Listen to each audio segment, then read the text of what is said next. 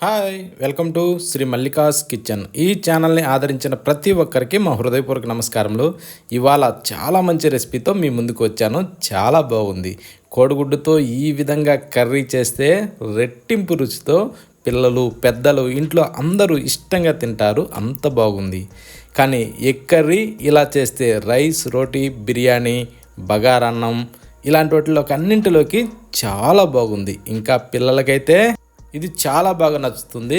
చాలా ఇష్టంగా తింటారు. అందుకే ఇంత మంచి రెసిపీని మీ అందరితో షేర్ చేసుకుంటున్నాను. ముందుగా మనం కోడిగుడ్లని ఇలా ఉడకబెట్టి రెడీ చేసి పెట్టుకోవాలి.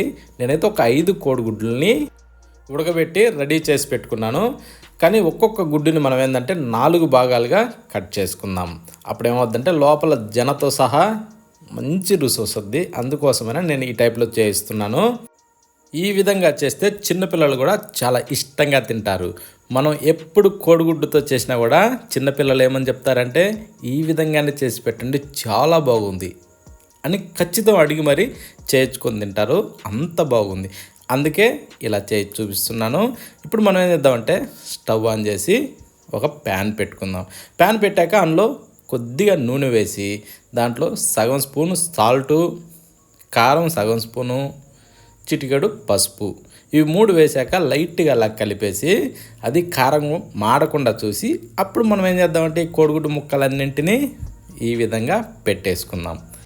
మొత్తం కోడిగుడ్లన్నింటినీ కూడా మనం కోడిగుడ్డు కట్ చేసిన ముక్కలన్నింటినీ ఈ విధంగా పైకి పెట్టి ఈ టైప్లో లైట్గా మంట ఉంచి ఈ విధంగా వేగనివ్వాలి. అప్పుడేమవుద్దంటే మంచిగా ఫ్రై అవుతాయి. ఆ తర్వాత ఈ విధంగా సింపుల్గా ఇలా తిరిగేసుకుందాం. అది ఎలా అంటే స్మూత్గా జనలు ఎక్కువ శాతం విడిపోకుండా జనలు దానికే ఉండే విధంగా స్మూత్గా అలా తిరిగేసుకుందాం. తిరిగేసుకునేసి 2 వైపులా ఈ టైప్లో మనం బాగా ఫ్రై చేసుకోవాలి. మంట మీడియంలో ఉంచుకునేసి, ఓకేనా. ఈ విధంగా వేగినాక తీసి పక్కన పెట్టి మరొక ప్యాన్ పెడదాం.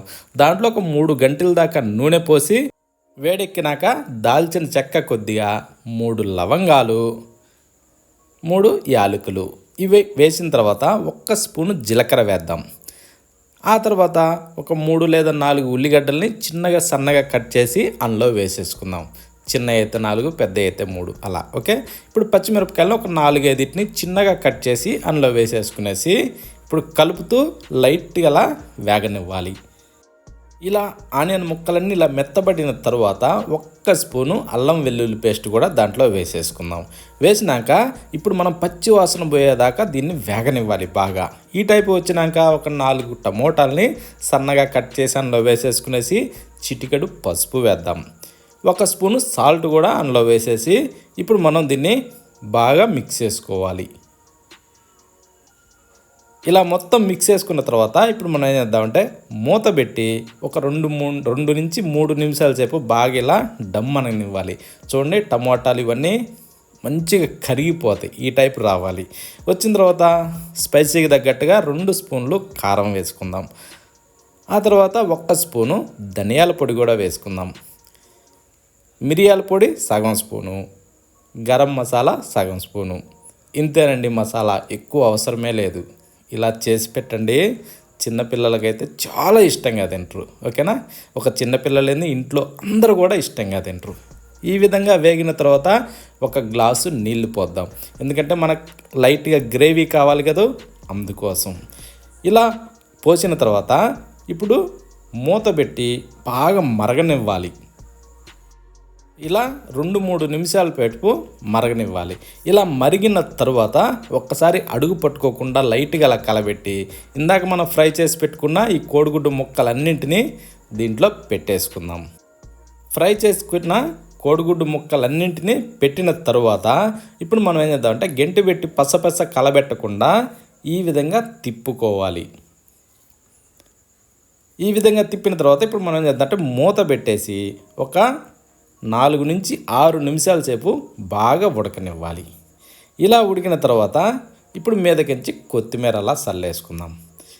ఈ విధంగా చేయండి అండి. చాలా అంటే చాలా సింపుల్. ఈ విధంగా చేస్తే ఇంట్లో ప్రతి ఒక్కరికి నచ్చుద్ది. అంత బాగుంది.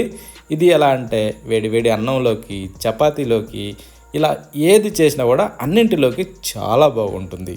ఇంకా బిర్యానీ, బగారా అన్నం, మసాలా అన్నం, పులావ్ ఇలా ఏది చేసినా కూడా అన్నింటిలోకి పర్ఫెక్ట్గా సెట్ అవుద్ది. అందుకే ఈ రెసిపీని మీ అందరితో షేర్ చేసుకుంటున్నాను. ఈ వీడియోని ఆఖరి వరకు చూసినందుకు అందరికీ ధన్యవాదాలు.